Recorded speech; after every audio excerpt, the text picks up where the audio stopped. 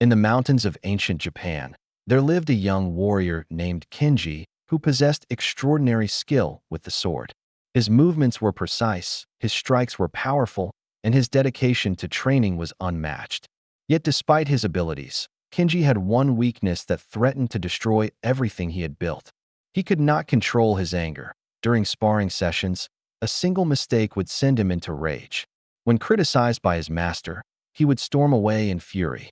When facing setbacks, he would explode with frustration and lose all sense of clarity. His emotions controlled him completely. One day, after Kenji shattered his practiced sword in anger, his master took him aside and said something that would change his life. "You have mastered the sword, but the sword has not mastered you. A blade without control is merely dangerous metal. A warrior without emotional control is merely a slave to his own heart."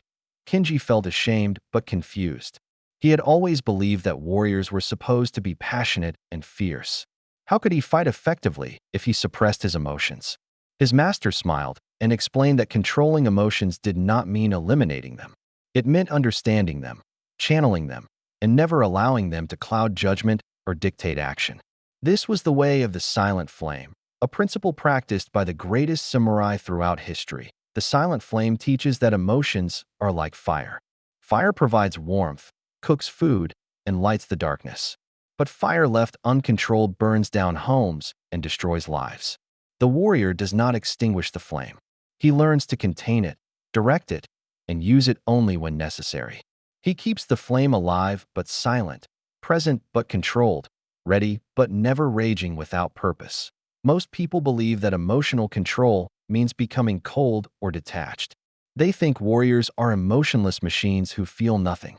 This is a dangerous misunderstanding. The samurai felt deeply. They experienced fear before battle, grief after loss, and anger when wronged. But they understood something that most people never learn. Feelings are information, not instructions.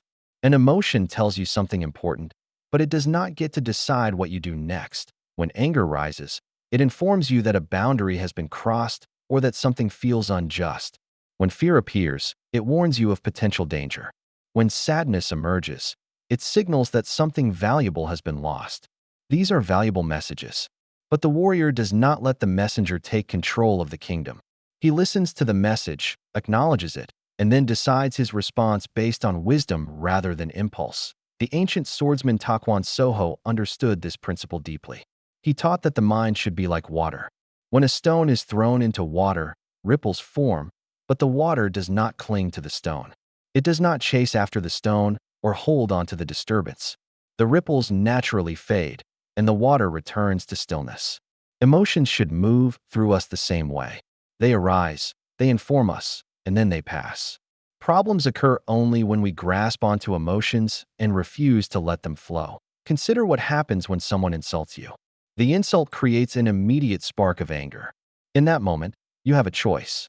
You can fan that spark into a raging fire by replaying the insult in your mind, imagining revenge, and building a story about how wronged you have been.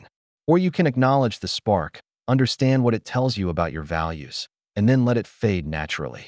The first path leads to hours or days of suffering. The second path leads to freedom. The samurai developed a practical method for this. When strong emotions arose, they would practice what they called the 3 breaths of clarity. The first breath acknowledges the emotion without judgment. I feel anger. I feel fear. I feel disappointment. The second breath creates space between feeling and action. This emotion is present, but I am not controlled by it. The third breath redirects focus toward chosen values and purposeful action. What matters most right now? What would the person I want to become do in this moment? This is not about suppression. Suppression means pushing emotions down and pretending they do not exist. That creates pressure that eventually explodes. The silent flame method is about conscious acknowledgement followed by intentional choice. You feel everything fully, but you do not react automatically. You create a small gap between stimulus and response, and in that gap lies all your power. Imagine a warrior in battle who allows fear to control him. He freezes, panics, or runs.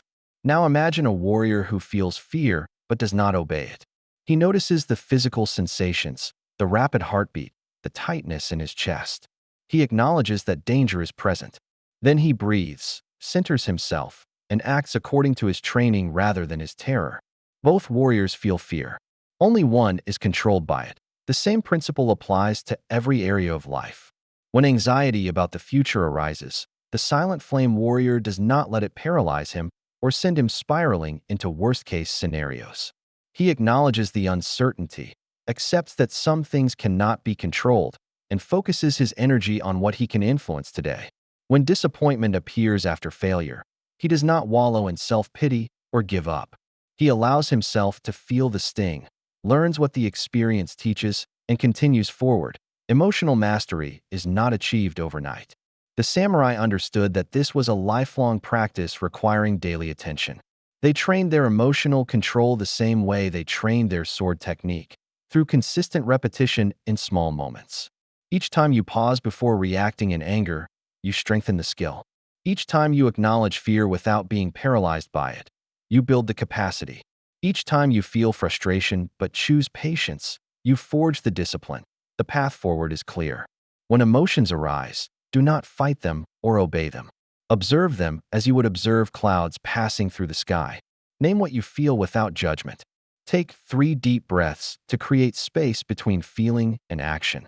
Then ask yourself what response aligns with your values and serves your long-term goals. Let the emotion inform you, but never control you.